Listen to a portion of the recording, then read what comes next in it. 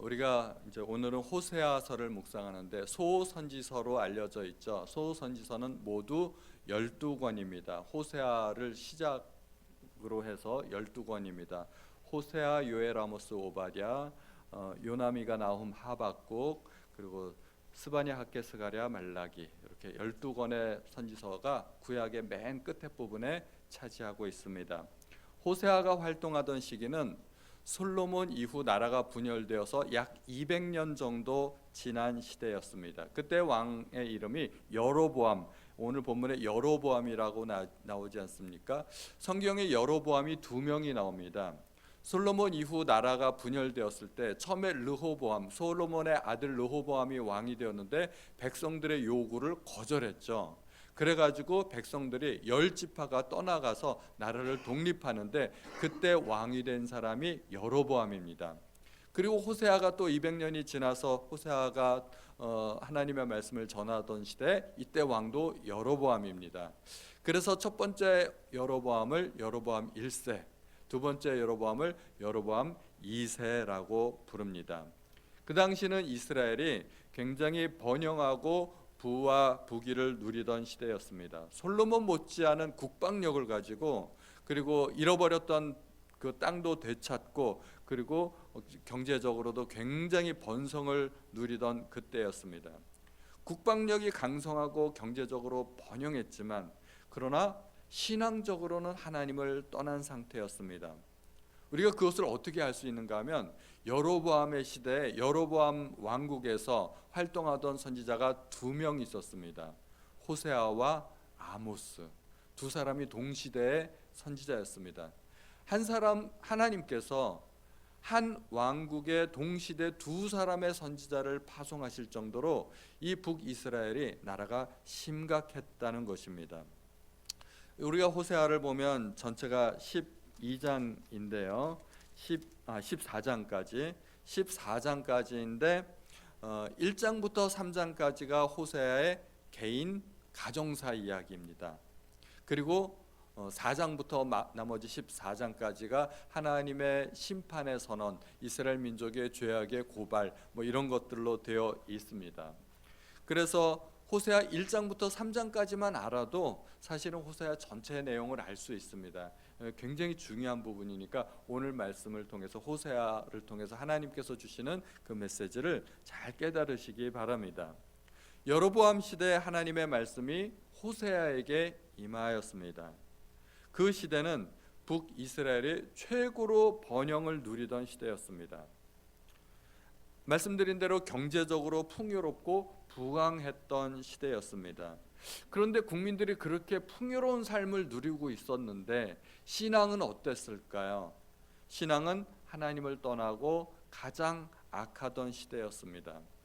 하나님이 우리에게 여러 가지 복을 주실 수 있죠. 자손의 복을 주실 수 있고, 건강의 복이나 또 장수하는 복도 있고, 여러 가지 복을 주실 수 있는데 하나님께서 주시는 복 가운데 하나가 경제적인 복입니다. 만약에 형통하고 성공하고 번영하고 잘 사는 것이 하나님께서 우리에게 주신 복이라면 이스라엘 민족은 여로보암 시대 최고의 복을 누리고 있던 때였습니다. 그렇게 하나님의 큰 복을 누리고 있을 때 그들의 신앙 상태는 어땠을까요? 바닥 상태였습니다. 이게 참 모순입니다. 하나님께서 엄청난 복을 쏟아 부어주시고 하나님께서 마지막 기회를 주셨는데 그들은 하나님께 돌이키지 않고 오히려 점점 더 하나님을 떠나고 신앙은 바닥이었다는 것입니다. 그러므로 경제적 상태와 신앙은 비례하지 않는다는 것을 알아야 됩니다. 이게 우리가 참 착각하기 쉬운 거예요. 어떤 사람이 잘 살고 번성하고 뭔가 형통하면 하나님께서 복을 주셨구나, 이렇게 생각이 될 수 있는데, 그런데 그렇다고 해서 신앙이 좋은 것은 아니라는 것입니다. 오히려 반비례할 수도 있다는 것입니다. 상황이 어렵고 고난 가운데 있고 힘들고 뭔가 잘 안 풀리는 것 같은데 그런 분들의 신앙이 오히려 굉장히 좋을 수 있다는 것입니다. 여로보암 때 신앙이 좋지 않았다는 것은 그 이후의 사건을 보면 또 알 수 있습니다. 여로보암 이후 나라가 급속하게 몰락하게 됩니다. 여로보암이 죽고 아들에게 나라를 물려준 때가 BC 753년입니다. 그리고 나라가 아수르의 침략으로 멸망한 게 722년, 주전 722년, 불과 31년밖에 걸리지 않았습니다. 이 31년 동안에 6명의 왕들이 나타납니다. 그리고 그 중에 또 4명은 반란으로 정권을 장악한 왕들이었습니다. 이 31년, 불과 한 세대도 지나기 전에 왕이 4명이나 그 정권 교체가 이루어지고, 그리고 또 6명의 왕이 통치하다가 결국은 나라가 멸망하게 된다는 것입니다. 얼마나 나라가 혼란스러웠겠습니까? 한 세대도 지나지 않아서 나라가 가장 부귀한 그런 때, 가장 번영하던 때, 그때 순식간에 한 세대도 지나지 않아서 나라가 몰락하게 되었다는 것입니다. 이렇게 호세아는 이스라엘이 가장 번영하던 시대와 나라의 몰락까지 한꺼번에 목도했던 선지자였습니다. 이스라엘 최고의 전성기 때 호세아는 아무도 믿지 않을 메시지를 전하게 됩니다. 이스라엘이 망한다. 하나님께서 심판하신다. 지금 잘 나가고 있는데, 지금 번성하고 있는데, 나라가 이렇게 부강한데 누가 우리나라를 침략할 수 있겠는가? 호세아의 메시지를 사람들이 들을 수 있을까요? 없을까요? 아무도 귀담아 듣지 않았을 것입니다. 왜냐하면 눈에 보이는 상황과 호세아의 메시지가 완전히 반대였기 때문입니다. 그들은 형통하고 번성하고 잘 살았는데 호세아는 돌아서라고 이야기합니다. 그렇지 않으면 너희가 망할 것이라고 이야기합니다. 그 호세아의 메시지를 아무도 믿지 않았던 것입니다. 그런데 그 호세아의 메시지로 불과 31년 만에 나라가 몰락하게 되었습니다. 경제와 신앙은 어쩌면 반비례하는 것이 아닌가 생각이 들 때가 있습니다. 예수님께서도 부자가 구원받는 것은 낙타가 바늘구멍으로 통과하는 것보다 어렵다고 말씀하셨습니다. 또 가난한 자들에게 복이 있나니 천국이 그들의 것이라고도 말씀하셨습니다. 우리나라는 6.25 이후 나라가 완전히 폐허가 되지 않았습니까? 필리핀 같은 데서도 와서 우리나라 도와주고 그랬으니까 그때는 그랬습니다. 그래서 그때 당시 우리나라 최우선 목표는 대한민국의 재건이었습니다. 그래서 박정희 대통령이 정권을 잡은 이후에 우리나라에 표가 하나 생겼죠. 유일한 우리나라의 목표, 잘 살아보세.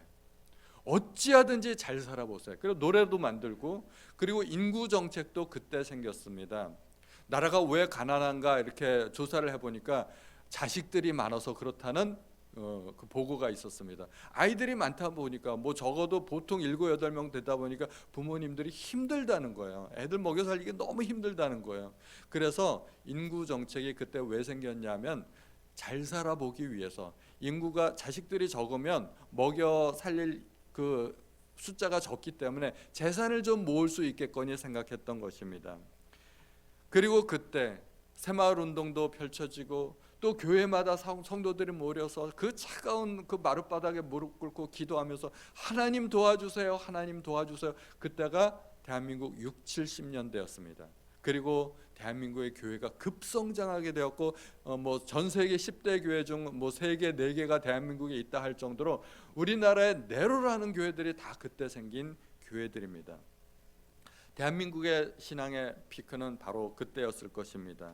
그런데 경제적 성공은 복 중에서 굉장히 위태로운 복이라는 것을 우리가 알아야 됩니다. 매우 조심해야 되고 매우 위험한 복입니다.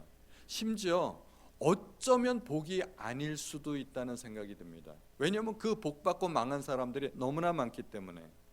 모든 사람이 경제적으로 잘 살기 원하지만 그렇다고 해서 하나님과 가까워지기를 원하는 것은 아닙니다. 우리가 언제 하나님을 찾습니까? 어렵고 힘들 때, 뭔가 문제가 있을 때 절박하게 하나님을 찾지만 문제가 해결되고 등 따시고 배불러지면 신앙의 절박함을 잃어버리게 됩니다. 그게 사람이 어떻게 그럴 수가 있어라고 생각할 수 있지만 그게 사람입니다. 사람은 화장실 들어갈 때가 다르고 나올 때가 다른 법입니다. 화장실 들어갈 때 막 진땀을 흘리면서 절박한 마음으로 들어가지 않습니까? 나올 때는 어때요? 통쾌하고 시원하지 않습니까? 들어갈 때와 나올 때가 같으면 오히려 그게 이상한 것입니다. 우리 학생들도 공부할 때 시험 때가 돼야 공부하지 시험 아닐 때 공부하나요?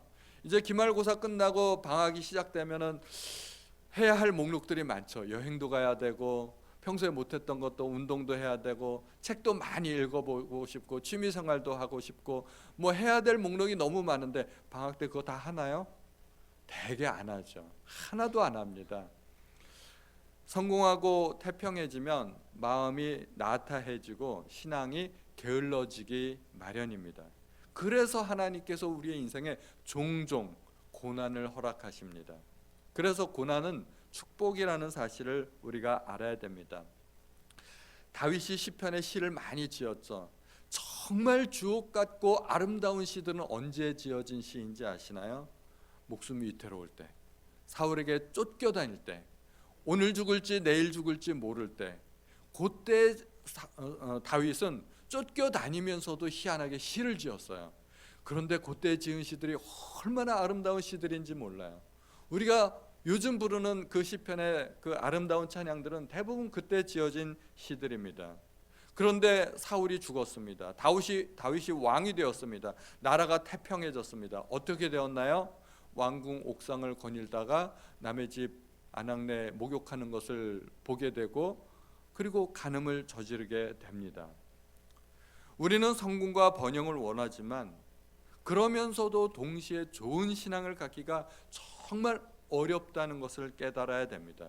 부유할 때 조심해야 됩니다. 그래서 하나님께서는 선줄로 생각하는 자는 넘어질까 조심하라 말씀하고 있습니다.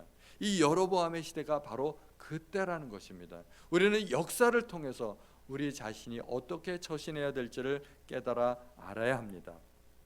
하나님은 그 여로보암의 시대 백성들에게 경고하기 위해서 호세아를 부르셨습니다. 그런데 상식적으로 이해할 수 없는 명령을 하나님께서 호세아에게 주십니다. 음란한 여인을 맞아 음란한 자식들을 낳으라고 말씀하십니다. 하나님께서 부른 사람, 특별한 사람이고 소명받은 사람입니다. 예를 들면 제사장은 결혼조차도 마음대로 하면 안 되었습니다. 창녀와 결혼하면 절대 안 되는 것이죠. 레위기 21장에 보면 그들은 부정한 창녀나 이혼당한 여인을 취하지 말지니 이는 그가 여호와 하나님께 거룩함이니라. 하나님께 부름받은 사람은 거룩한 사람이고 가정도 거룩해야 되고 자녀도 거룩해야 되고, 그런데 하나님은 호세아에게 음란한 여인과 결혼해서 음란한 자식들을 낳으라고 하십니다. 왜 그랬을까요? 호세아는 선지자로서 하나님의 말씀을 전하는 사명을 맡았습니다. 그런데 메시지의 전달도 중요하지만 선지자의 특별한 사명이 있습니다. 선지자들만이 할 수 있는 특별한 사명, 그것은 하나님의 마음을 전달하는 것입니다. 그런데 하나님과 같은 상황에 처해보기 전까지 하나님의 마음을 우리가 알 수 있을까요? 과부사정 호라비가 안다고 우리는 하나님과 같은 입장에 처해보기 전까지는 그 하나님의 마음을 죽었다 깨어나도 알 수 없는 것입니다. 배도한 이스라엘을 사랑하시는 그 하나님의 마음을 알기 위해서 하나님은 호세아에게 음란한 여인과 결혼하라고 말씀하십니다. 호세아가 그 말씀을 들었을 때 마음이 얼마나 암담하고 우울했을까요? 음란한 여인을 만나서 하룻밤 즐기라는 얘기가 아닙니다. 그 여인과 결혼해서 가정을 꾸리고 아이들을 낳아 기르라고 하는 것입니다. 이것이 쉬운 일이겠습니까? 선지자가 이러한 아픔을 겪어야 하는 이유가 무엇일까요? 그것이 하나님의 마음이기 때문입니다. 2절에 보면 이 나라가 여호와를 떠나 크게 음란하였다고 2절 끝부분에 나와 있습니다. 하나님과 이스라엘 백성 사이의 관계를 호세아가 아내를 통해서 깨달아 알라는 것입니다. 선지자는 말로만 하나님의 말씀을 전하는 사람이 아닙니다. 선지자는 하나님의 마음을 전하는 사람입니다. 그런데 하나님의 마음을 알지 못하고 어떻게 다른 사람에게, 백성에게 하나님의 마음을 전할 수 있겠습니까? 선지자가 하나님의 아픔으로 아파하고 하나님의 슬픔으로 슬퍼할 수 있고 하나님이 분노하시는 것 때문에 똑같이 분노할 수 있어야 그 마음을 백성에게 전할 수 있는 것입니다. 하나님의 마음을 체험하지 못하고 메시지만 전한다면 그 메시지는 힘없고 능력 없고 공허한 그러한 메시지가 되고 말 것입니다. 그러므로 선지자의 첫 번째 자격은 말을 잘하는 게 아닙니다. 말을 잘하는 것이 아니라 하나님의 마음을 깨달은 사람이어야 합니다. 백성을 향한 그 하나님의 마음을 그대로 품을 수 있어야 됩니다. 하나님의 기쁨이 나의 기쁨이 되고 하나님의 슬픔이 나의 슬픔이 되는 그러한 사람이 선지자의 자격이 있는 것입니다. 선지서를 읽다 보면 읽기 쉬운 선지서도 있고 어려운 선지서도 있습니다. 다니엘, 요나서 같은 것은 재밌잖아요. 읽기가 쉽습니다. 그 속에는 다양한 이야기들이 있습니다. 그런데 선지서 중에 참 읽기 힘든 것이 대표적으로 예레미야 선지자입니다. 예레미야 선지서는 일단 내용이 길어요. 양이 많아요. 참 부담스럽습니다. 그런데 읽다 보면은 스토리가 없어요. 스토리가 있으면 좀이나 좀 이해가 될 텐데 계속해서 죄를 지적하고 회개하라는 말의 반복입니다. 눈물의 선지자 예레미야는 하나님의 마음을 구구절절히 잘 깨달았기 때문에 얘기했던 얘기 또 하고 또 하고 반복해서 지겨울 정도로 그 이야기를 반복합니다. 그래서 우리가 예레미야 선지서를 읽다 보면 이거 앞에서 읽었던 것 같은데 그 얘기 또 나오고 또 나오고, 읽는 우리도 지겹지만 그 말씀을 듣는 이스라엘 백성도 아주 지겨웠던 겁니다. 그래서 그만 좀 하라고 예레미야를 돌로 쳐서 죽이려고 했던 그런 사건이 있었던 것입니다. 호세아는 하나님의 명령대로 고멜이라는 여인을 아내로 맞이합니다.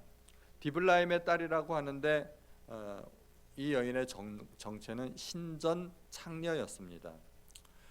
우상 숭배와 하나님을 섬기는 것은 방법이 아주 다릅니다. 당시 바알 신에게 드리는 제사 의식은 남녀간의 성행위였습니다. 남녀간에 각 방마다 이렇게 여러 개의 골방을 만들어 놓고 그 방마다 남자 여자 하나씩 짝지어 놓고 성행위를 시키는 겁니다. 그리고 바알상이 높은 곳에서 그런 것들을 내려다보게 만든 겁니다. 그런 것들을 보면 바알이 흥분해서 여신 아스다롯과 부부 행위를 하게 되고 그 사이에서 비가 내린다고 생각했던 것입니다. 참 유치하기 짝이 없는 생각인데 이러한 일들이 우상 숭배에서 벌어졌던 것입니다. 이렇게 신전 창녀일을 하던 사람이 바로 고멜입니다. 고멜이 만났던 남자들이 몇 명이나 될까요? 10명, 100명, 헤아릴 수 없이 많이 있었을 것입니다. 호세아는 그렇게 고멜과 결혼해서 첫째 아들을 낳고 이름을 이스르엘이라고 짓습니다. 원래 지명이죠. 하나님께서 흩으신다는 뜻인데 하나님께서 이스라엘을 흩어버리시겠다는 것입니다.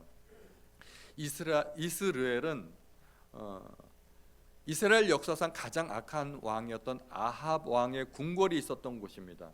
나봇의 포도원을 강제로 빼앗았던 곳입니다. 그리고 하나님께서 아합을 심판하기 위해 예후를 일으키셨을 때 예후가 이세벨과 아합의 아들 70명을 사륙한 곳이죠. 그래서 이스라엘 그러면 사륙의 땅입니다. 전쟁이 끊이지 않았던 곳이고 사륙의 땅. 지금도 이스라엘 사람들은 그 이스라엘 그 이름을 굉장히 싫어한다고 합니다.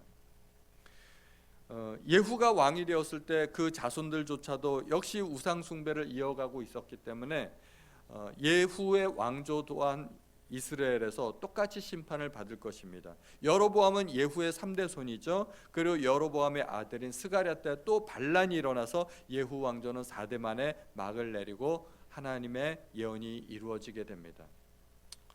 둘째 딸을 낳고 이름을 로루하마라고 이름을 짓게 됩니다. 이 이름을 읽을 때 로루하마 이렇게 읽으시면 안 됩니다. 로루하마 띄어 읽기를 잘해야 되는 거죠.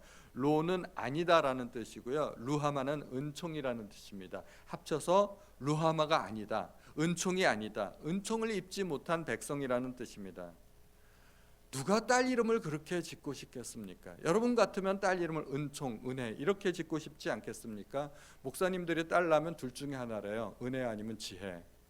우리도 지혜가 있는데 딸 남은 이름을 은혜 아니면 지혜라고 짓고 싶지 딸 이름을 포악, 무식 이렇게 짓고 싶겠습니까? 그렇게 짓고 싶은 사람은 아무도 없을 것입니다. 그런데 하나님은 호세아에게 그렇게 이름을 지으라는 것입니다. 사람이 하나님께 받을 수 있는 복 중에 가장 큰 복은 하나님의 은혜입니다. 우리가 오직 하나님의 은혜로 죄 용서함을 받고 구원받는 것 아니겠습니까? 하나님께서 은혜 주시는 것을 성경에서는 하나님의 얼굴빛으로 표현합니다. 시편 80편 3절 하나님이여 우리를 돌이키시고 주의 얼굴빛을 비추사 우리가 구원을 얻게 하소서. 시편 89편에도 즐겁게 소리칠 줄 아는 백성은 복이 있나니 여호와여 그들이 주의 얼굴빛 안에서 다니리로다. 가장 큰 복이 하나님의 은혜라면 가장 큰 심판은 뭘까요? 하나님께서 은혜를 거두어 가시는 것입니다. 좀 눈에 보이는 표현으로 하면 하나님께서 얼굴을 돌리시는 것입니다. 외면이죠. 하나님께서 얼굴을 가리시는 것. 그래서 시편 30편 7절 우리 다 같이 읽어보겠습니다. 시작. 여호와여 주의 은혜로 나를 산같이 굳게 세우셨더니 주의 얼굴을 가리심에 내가 근심하였나이다. 아멘. 에스겔서 39장 24절 한 절 다 같이 한 번 더 읽어보죠. 시작. 내가 그들의 더러움과 그들의 범죄한 대로 행하여 그들에게 내 얼굴을 가렸었느니라. 아멘. 왜 얼굴을 가리시는 것이 심판이 될까요? 물론 건강 문제도 있고 재물 문제도 있고 뭐 전쟁도 있고 뭐 여러 가지 심판이 있습니다. 그런데 그 모든 심판은 사실은 하나님께서 얼굴을 돌이키셨기 때문에 온 것입니다. 지옥은 어떤 곳인가요? 눈꼽만치도 하나님의 은혜를 받을 수 없는 곳, 그곳이 지옥입니다. 그러므로 하나님의 심판 중에 가장 큰 심판이 하나님의 얼굴이 가려지는 것이라는 것을 알아야 됩니다. 우리 큰아이 둘째 재영이가 6, 7살 때 아이들을 데리고 롯데월드에 간 적이 있습니다. 처음 가서 보니까 아이들이 얼마나 황홀했겠어요. 동화 속에서 보던 그 모습이 완전히 현실로 짠 하고 나타난 것입니다. 아이들이 정신을 잃어버리고 말았습니다. 주변의 모든 건물들은 동화 속에 나오는 그 아름다운 삐쭉삐쭉한 성의 모습이고 요정 인형들이 음악 소리에 맞춰서 퍼레이드를 하고 또 왕자님 공주님이 마차를 타고 나타나니까 와 이것이 동화 속 세상이구나 하고 너무나 화려한 것이죠. 그래서 애들을 데리고 가려는데 이 아이들이 두리번거리고 정신이 팔려가지고 따라오질 않는 거예요. 그래가지고 제가 아내한테 여보 우리 숨자 그랬어요. 그래서 살짝 숨어버렸어요. 근데 아이들이 모르는 거예요. 정신을 완전히 빼앗겨가지고 숨었는데 엄마 아빠가 없어진 줄도 모르고 열심히 구경만 하고 있는 거죠. 그러다가 문득 갑자기 엄마 아빠가 없는 것을 알게 되었습니다. 엄마 아빠가 안 보이니까 얼굴이 순식간에 변하더라고요. 처음에 그냥 막 기쁘던 그 얼굴이 울상으로 변하는데 0.1초밖에 안 걸렸습니다. 순식간에. 그리고 울음이 터지기 일보 직전이었습니다. 주변에 여전히 화려한 건물들도 있고 사람들이 막 때로 다니고 음악도 있었지만 아이들에게는 아무런 도움이 되지 않았습니다. 엄마 아빠의 얼굴이 보이지 않으니까 그 순간 아이들의 마음을 빼앗아 갔던 그 모든 화려한 것들이 아무런 의미가 없었습니다. 아무런 도움이 되지 않았습니다. 딱 보니까 아는 거예요. 지나가던 행인이 두 아이가 막 울상이 돼가지고 어쩔 줄 모르고 있으니까 이 아이는 미아가 되었구나. 이 아이들은 미아이구나. 그러고서 미아 보호소 데리고 가려고 누가 봐도 딱 아니까 그래서 아이들을 데리고 가려고 하는데 그 순간에 이제 우리가 나타난 거죠. 엄마 아빠가 나타났습니다. 그리고 엄마 아빠 얼굴을 보는 순간 아이들의 얼굴이 다시 환하게 밝아졌습니다. 하나님의 얼굴은 하나님이 전부인 사람에게 엄마 아빠의 얼굴과 같다는 것입니다. 하나님을 잃어버리면 다 잃어버린 것입니다.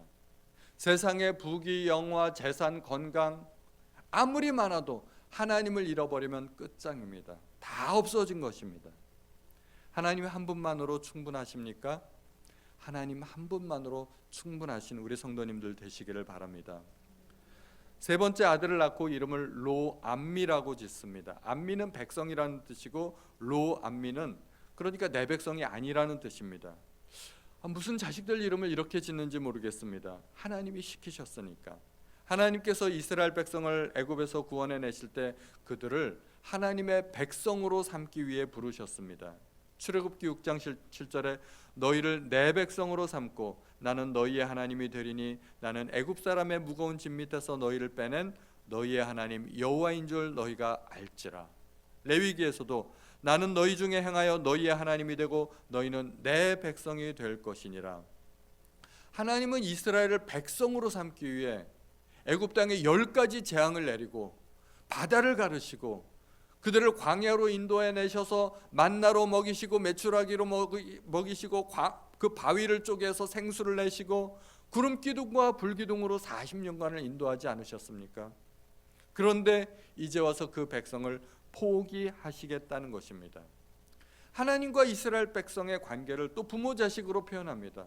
내가 너희를 자식으로 인정하지 않겠다는 것입니다. 로암미, 우리식으로 얘기하면 호적에서 파버리겠다는 것입니다.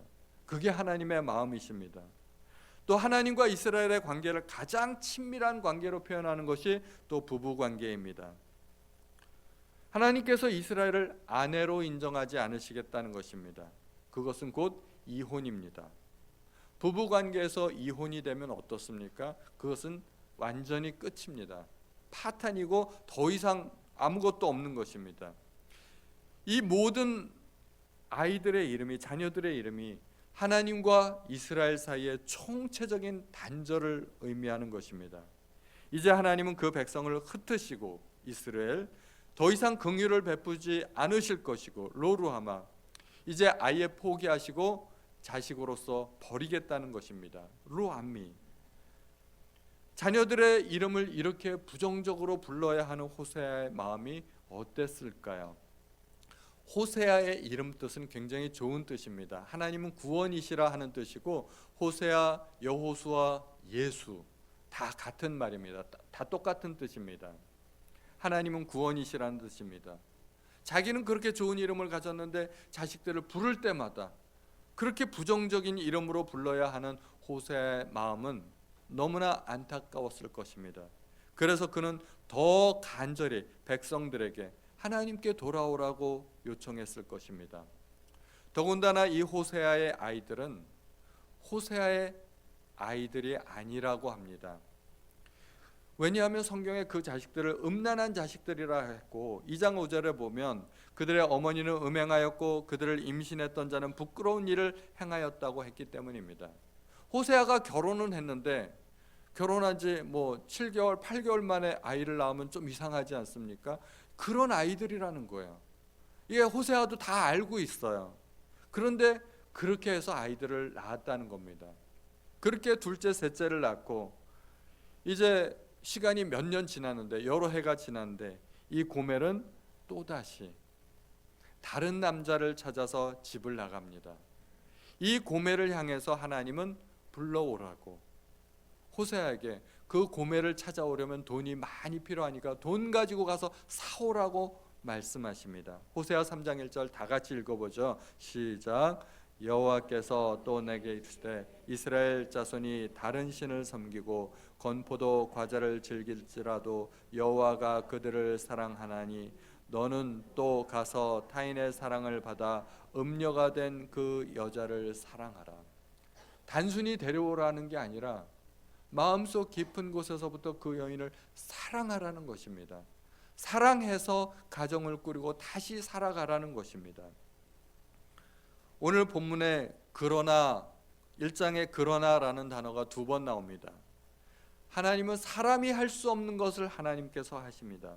사람은 헤어지면 끝입니다. 내가 다시는 얼굴 안 보겠다. 그럼 진짜로 얼굴 안 보더라고요. 그런데 하나님은 둘째 딸의 이름을 로루하마라고 지으시면서 이스라엘 족속을 다시는 용서하지 않겠다고 하셨는데 바로 그 다음 절 7절의 시작을 그러나로 시작하십니다. 내가 유다 족속을 긍휼히 여겨 그들의 하나님 여호와로 구원하겠다고 하십니다.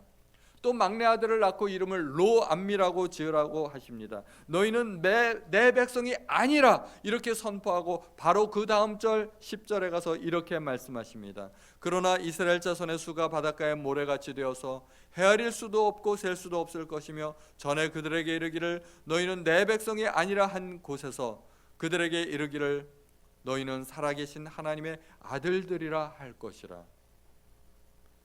아이들을 때리려고 손에 회초리를 들고 힘껏 때려줬는데 아이가 울기 시작하자 아이를 안아주시는 그 하나님의 모습입니다. 이것이 하나님의 사랑이고 모습입니다. 이 하나님의 사랑을 잘 표현한 곳이 성경의 아가서입니다. 아가서 8장 6절에 보면 너는 나를 도장같이 마음에 품고 도장같이 팔에 두라. 사랑은 죽음같이 강하고 질투는 스올같이 잔인하며 불길같이 일어나나니 그 기세가 여호와의 불과 같으니라. 옛날에 도장은 잃어버리면 안 되기 때문에 반지 모양으로 만들어서 손가락에 끼고 있거나 아니면 목걸이 형태로 만들어서 늘 품에 품고 다녔다고 합니다. 도장같이 마음에 품어달라. 자신을 그렇게 소중히 여겨주고 사랑해달라는 말이 포함되어 있는 것입니다. 사랑의 힘이 얼마나 강력한가요? 사랑은 죽음같이 강하다고 합니다.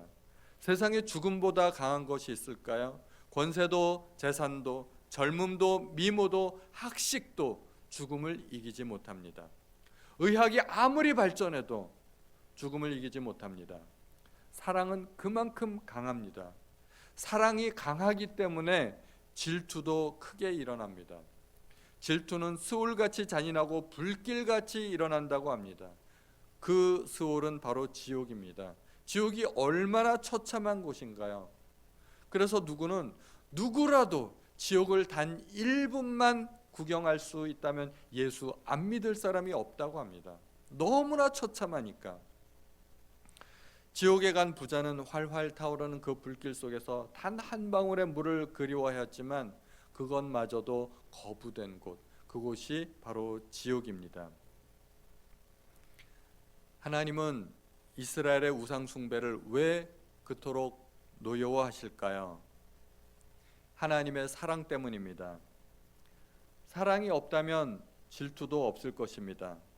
하나님은 우리를 얼마나 사랑하실까요? 하나님은 외아들을 이 땅에 보내시고 십자가에서 이루 말할 수 없는 고통을 받게 하시고 죽게 하실 만큼 우리를 사랑하십니다.